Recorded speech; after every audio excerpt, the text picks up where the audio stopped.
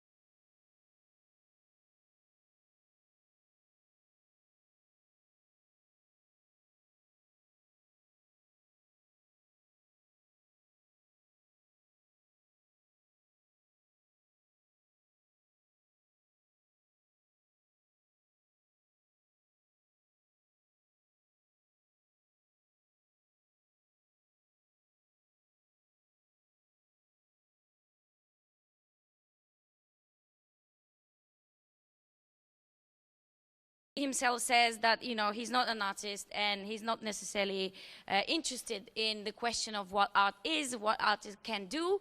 For him, he said, it was interesting that these conversations about ethics were happening on the ground of contemporary art. So that's interesting, and that's worth kind of research. So, as I said, he laid a very interesting theory about basically he was trying to, very simple, as he kept saying, it's a very simple concept. I didn't think it's super simple, but it was laid out very, very clearly, I thought. So he was trying to establish this new kind of ethical subjectivity, a new ethical subject that would allow, that can be used as a tool for resistance, basically. He started with identifying that the current kind of climate is born out of religious and political disappointment, and then went out to outline what this disappointment in politics and in religion bring us to. And the conclusion was, I think if there was a conclusion, that this new kind of ethical subject should be, that kind of a self that is positioned to itself in relation always to what this self understand good to be. So good for one can be God, good for one can be Putin, good for another person can be something else. It's always different. So we always kind of reposition us to ourselves to this kind of notion of good. Then Elena Petrovskaya, I think, gave us, in my personal opinion, the first comprehensive but also kind of extensive research and thought about the gesture of Pussy Riot that we, has been debated very heatedly recently. Recently since they did what they did, and it was, for me, I took two very interesting points out of that.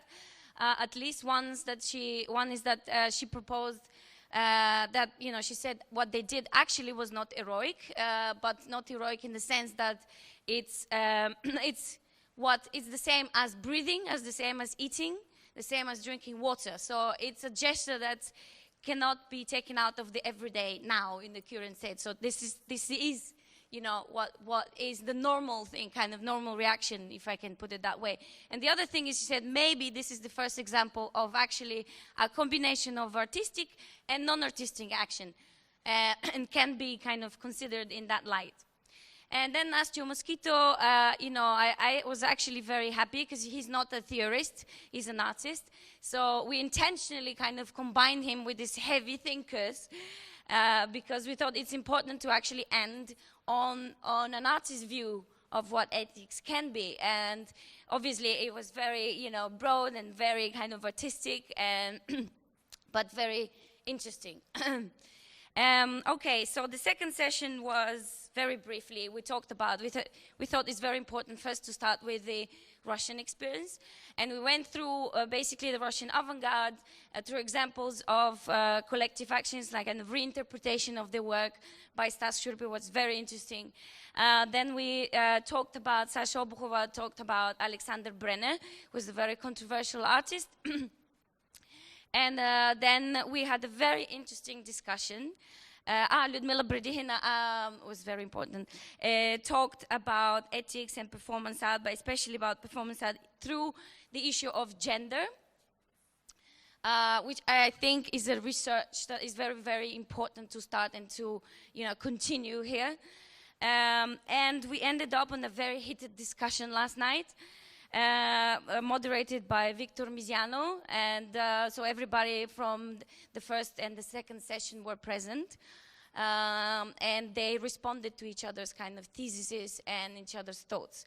And I thought that was a brilliant way to kind of end the day. Yesterday we had a performance evening, and some very strong performances. They were recorded. Some of them were live streamed, so you can still, you know, you can watch them. Today, what are we going to talk today? Today I have the pleasure to moderate the session where we are going to look at ethics through a very personal, through the artist's practices. They might touch that topic, they might not.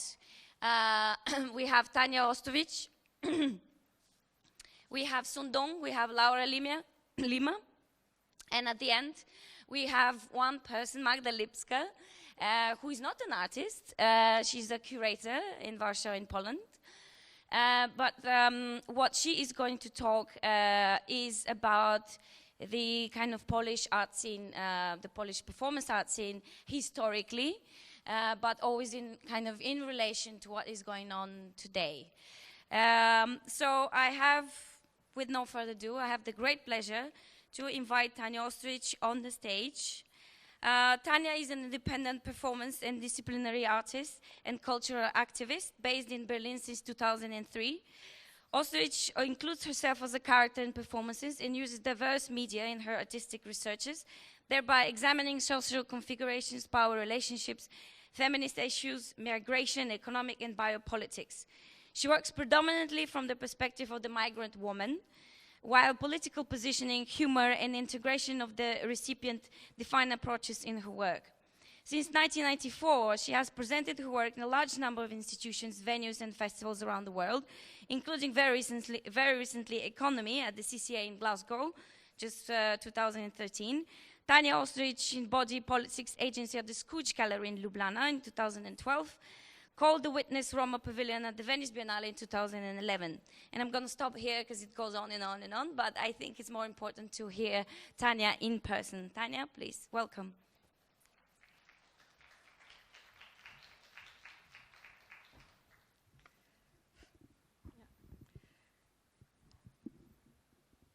Thank you very much indeed, all, for welcoming me here in Moscow. I feel really overexcited about talking and exchanging with some of you, and it's a really great pleasure to have a chance to present some of my work here today. We can start with slides, please.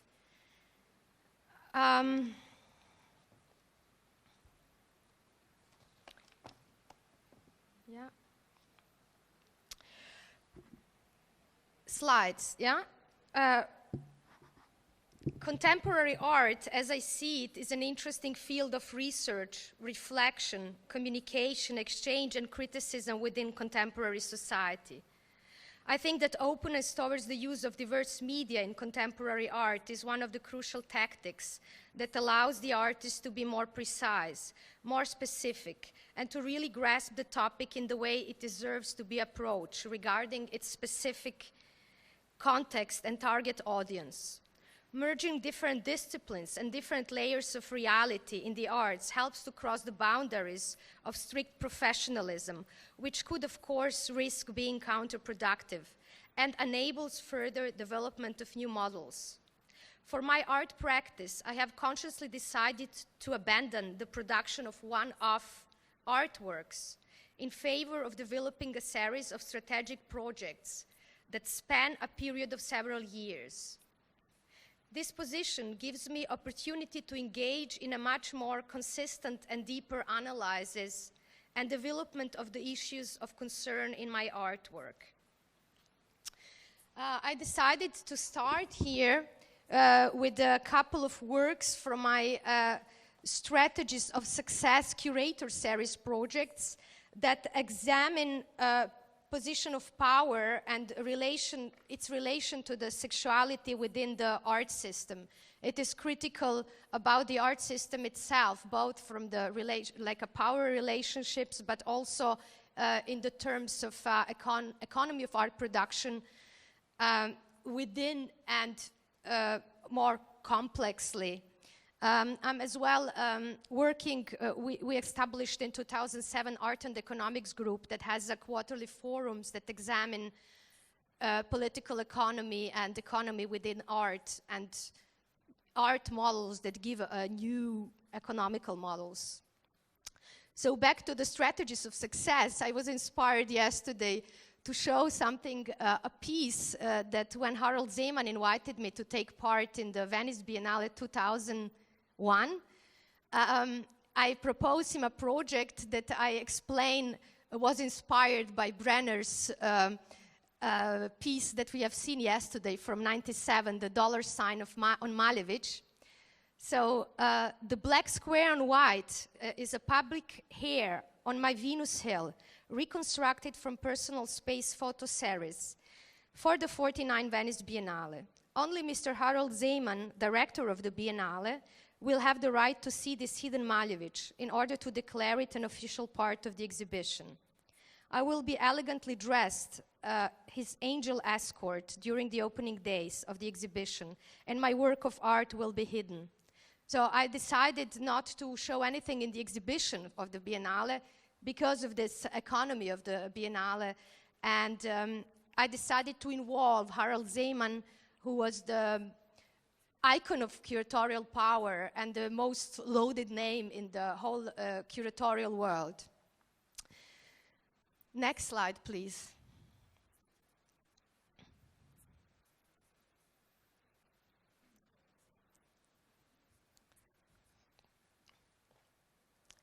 No, they told me that we are switching up there. Could you just scroll slides as we have did it at the test check?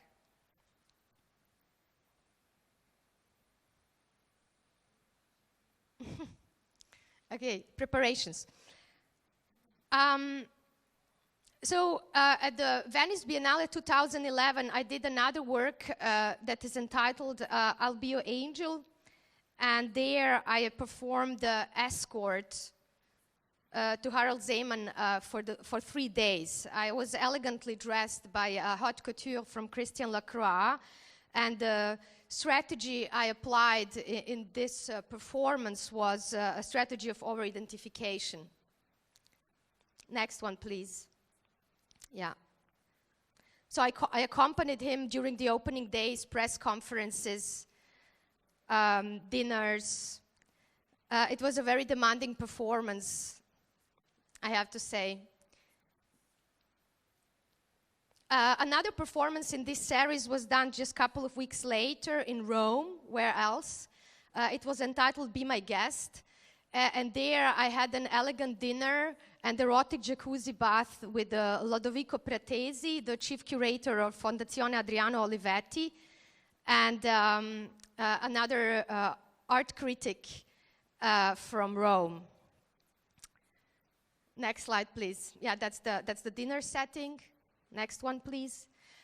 In the same series, I made a restaging of the painting Gabi d'Estes et sa sœur from the École de Fontainebleau with Marina Grzinic. And this was entitled Queer Curatorial Positioning after Rosa von Braunheim, Fassbinder, and Bridge Merkland. So we were working on this, we were like testing how this relationship of curatorial power and sexuality works with the same-sex relationship. Another work after Harald Seemann and his family tried to censor my work after I produced a book, Venice Diary, and made a really exciting video about the performance.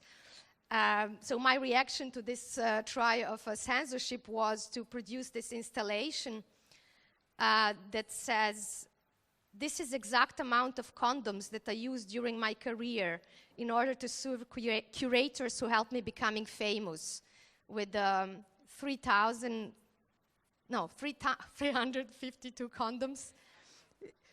Yeah, maybe it was 3,000. I'm now like really forgetting. I should look in my book. I'm sorry. Well, you can, okay. Let's go on, please. Another work was staged in a completely different setting, like a traumatic Albanian setting. I went for vacation with Edi Muka, art director of the Tirana Biennale, and accompanied with 3 paparazzi photographers, and they helped me take pictures of our vacation time. This work was censored at the Tirana Biennale in 2003, but I was very happy to produce it. So it also refers to the, the paparazzi world of the famous people, right? And I actually brought a collage with the pictures of pop stars for the paparazzis to learn how to work, for Albanian paparazzis. We go on, please. This is another group of projects that I've been working on since 2000. Since 2000, I've been working on a number of research projects in which I have developed different means of research that allow me to come deeper into the issues. I started from my own experience and my own position of identity, like being Yugoslavian and later a Serbian passport holder, and having difficulties crossing borders. While these projects were in a way emancipatory for myself, I also reflected on the issues that affected other people, not just me directly. With the illegal border crossing from 2000, where I crossed non-registered the border between Austria and Slovenia twice at the time when this was a Schengen border and the border to the European Union. And then next slide, please.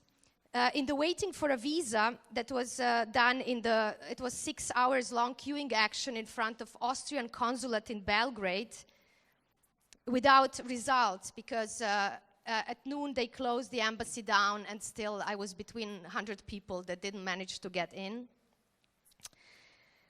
And then another slide.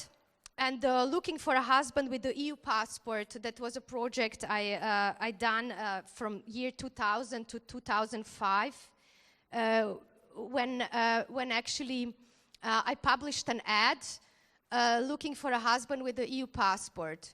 Please send your applications to hottanja@hotmail.com. Do not hesitate to contact me with any further questions or details. So I exchanged hundreds of letters from people around the world, and after 1.5 years, next slide please, I got officially married with a German man, KG. So at this point, the project moved from the virtual into the media of law, And then after 3.5 years of marriage, we got divorced, and I made a divorce party.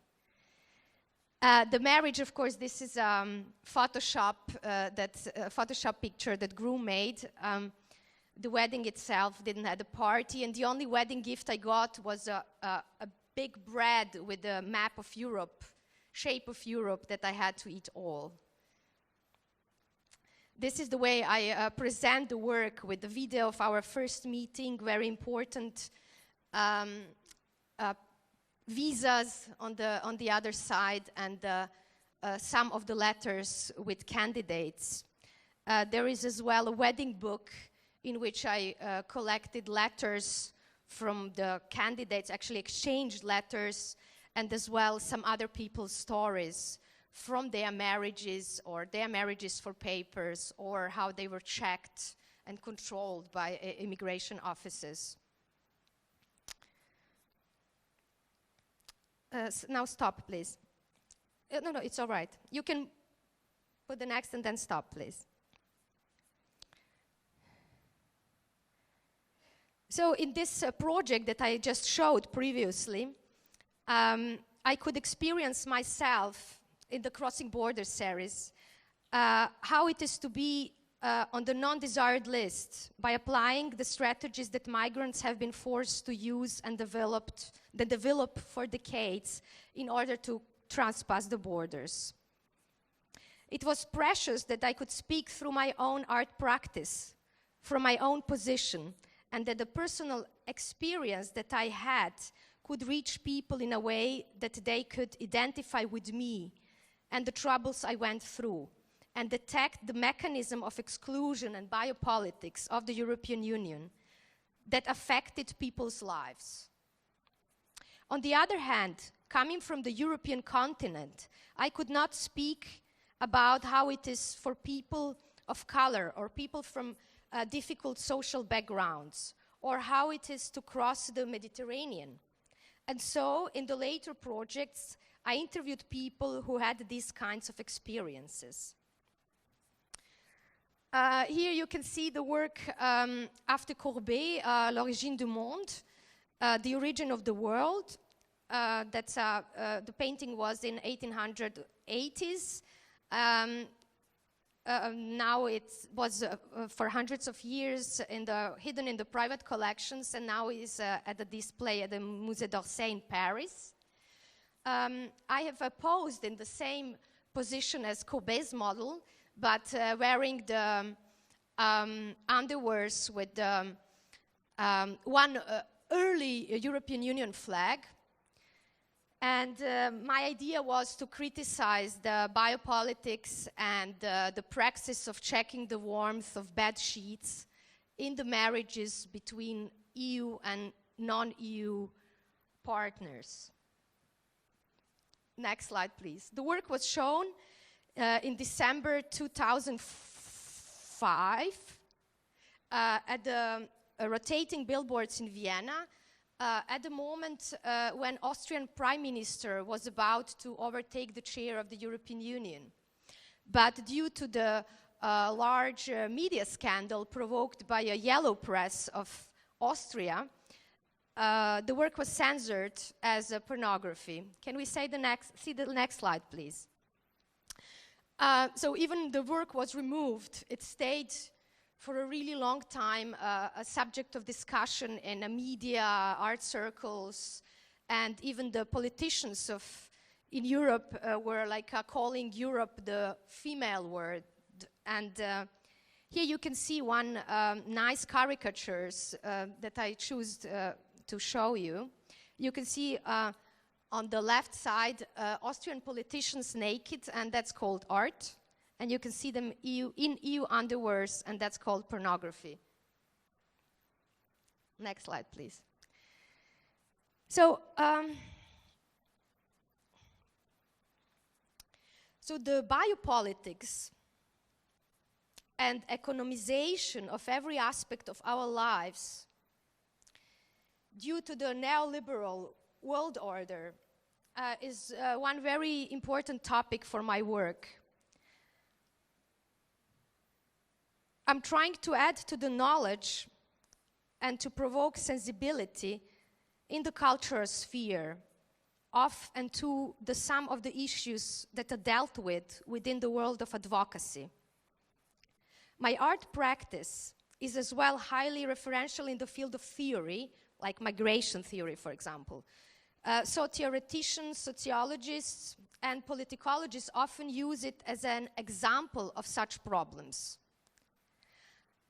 I think it is only when in those three fields, theory, art, and activism, the issues are dealt with, and when the experience from those different disciplines is being exchanged and referred to, that one can expect some progress with the changes in actual politics and hopefully positions for the people that are affected.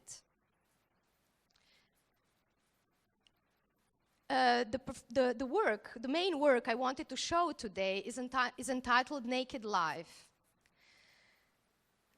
In the terms that Hannah Arendt explained it, when one group of people, one ethnicity is taken out of the law. And in this case, I talk now for years in this larger project about Roma minority in Europe, both in the European Union territories, former Czechoslovakia, former Yugoslavia. All over Europe, they are subjects of diverse racisms. And what I try to do is that I try to provoke emotions and not to give just information as we get information in media detached from the feeling. So I have the urge to process and to make public what's going on. In the Naked Life performance in 2000, can we have the next slide? In the 2004, next slide, it was the first one. I read the information from the annual report to the United Nations about the atrocities in regard to Roma people that have been deported from Germany to Serbia, Montenegro, Kosovo, and Romania. And my performance here is consciously non-entertaining, even though I'm stripping down layer by layer and staying symbolically as a bare life in the terms of Agamben. Let's go to the next slide. Next. Next, please. And now the video, please. I would like to show 2.5 minutes excerpt from the Naked Life performance, the one that I have performed at the Call the Witness exhibition in the Roma Pavilion in the 2011 Venice Biennale.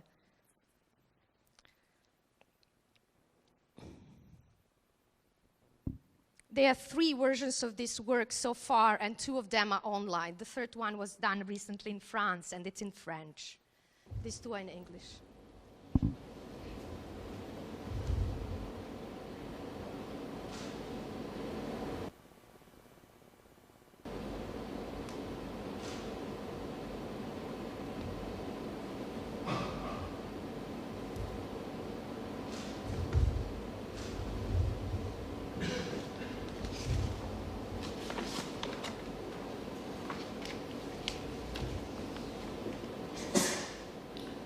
At about 1 a.m. on February 23, 2009, the house of a Romani family in Tatar, St. George in Hungary, was set on fire by Molotov cocktails. Then the perpetrators shot and killed 2 family members, a father, 27 years old, and his son, 5 years old, as they fled the burning home. 2 other children were wounded, while the mother escaped without injury. The on-duty police officer and the forensic expert at the crime scene both failed to recognize the victim's gunshot wounds. The police also classified the attack and murders as a result of a domestic fire. The Prime Minister instructed the relevant ministries to conduct an internal inquiry. Police have already closed their own inquiry and launched disciplinary procedures against 2 sub-commanders. Past country police chief said that if the on-site inspection had been carried out in accordance with standard procedure, the murder of the 27-year-old Roma man and his 5-year-old son would have emerged despite the mistaken medical opinion. Petefi Attila, manager of the National Bureau of Investigation, noted clear similarities between this attack and numerous cases since summer 2008, which also involved Molotov cocktails, shotguns, and targeted Roma houses on the outskirts of the settlement. He discussed serial murders, but did not confirm a racist motive, and kept open the possibility of personal revenge.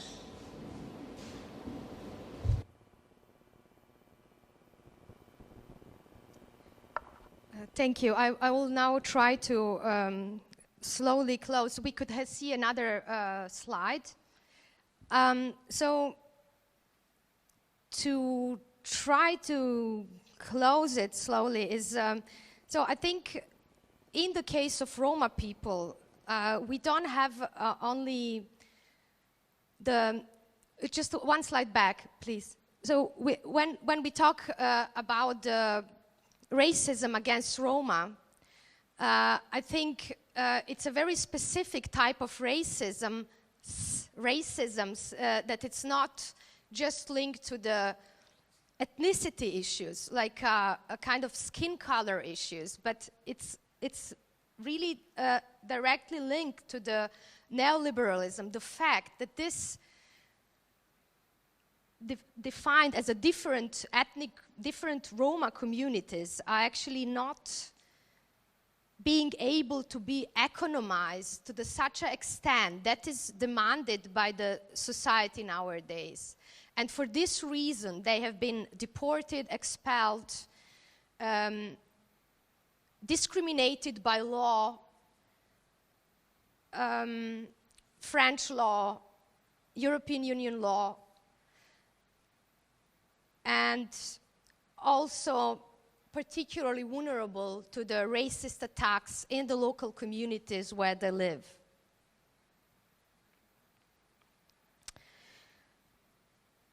For me, the healing from the neoliberalism includes